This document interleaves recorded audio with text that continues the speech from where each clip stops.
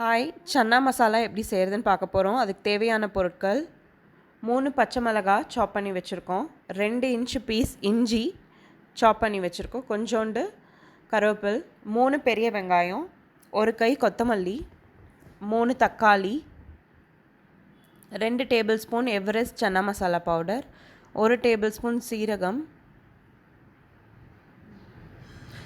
250 gram chana ஊற வச்சு வேக வச்சு எடுத்து வச்சுருக்கோம். இப்போ எப்படி செய்கிறதுன்னு பார்க்கலாம். ஒரு பேனில் 4 டேபிள் ஸ்பூன் எண்ணெய் ஊற்றிக்கோங்க. தாளிக்கிறதுக்கு சீரகம் போட்டுக்கலாம். அடுத்து நம்ம சாப் பண்ணி வச்சுருக்க பச்சை மிளகாய், இஞ்சி, கருவேப்பில் எல்லாம் சேர்த்து நல்லா ஃப்ரை பண்ண போகிறோம்.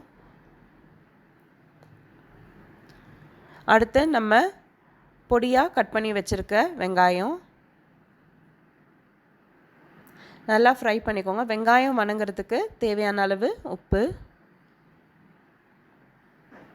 அடுத்து நம்ம கட் பண்ணி வச்சுருக்க தக்காளி சேர்த்துடலாம்.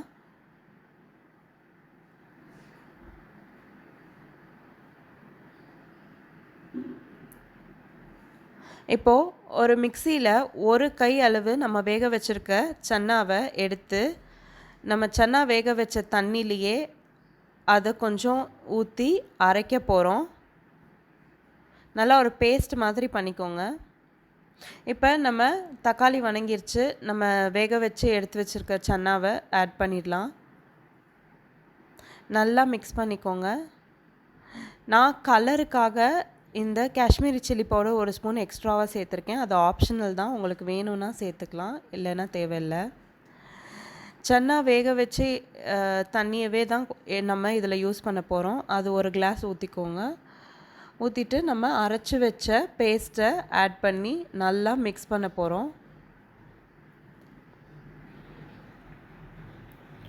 இப்போது நம்ம எடுத்து வச்சுருக்க சன்னா மசாலா பவுடரில் கொஞ்சமாக தண்ணி ஊற்றி நல்லா மிக்ஸ் பண்ணி இந்த கிரேவியில் நம்ம இப்போ ஆட் பண்ண போகிறோம்.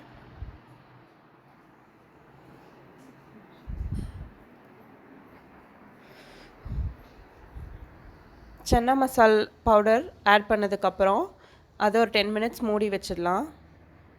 நல்லா குக் ஆனதுக்கப்புறம் ஓப்பன் பண்ணி நம்ம எடுத்து வச்சுருக்க மல்லியை அதில் கார்னிஷ் பண்ணி நம்ம சர்வ் பண்ணுவோம். நம்மளோட சன்னா மசாலா ரெடி ஆகிடுச்சு. வீட்டில் ட்ரை பண்ணி என்ஜாய் பண்ணுங்கள். தேங்க்யூ.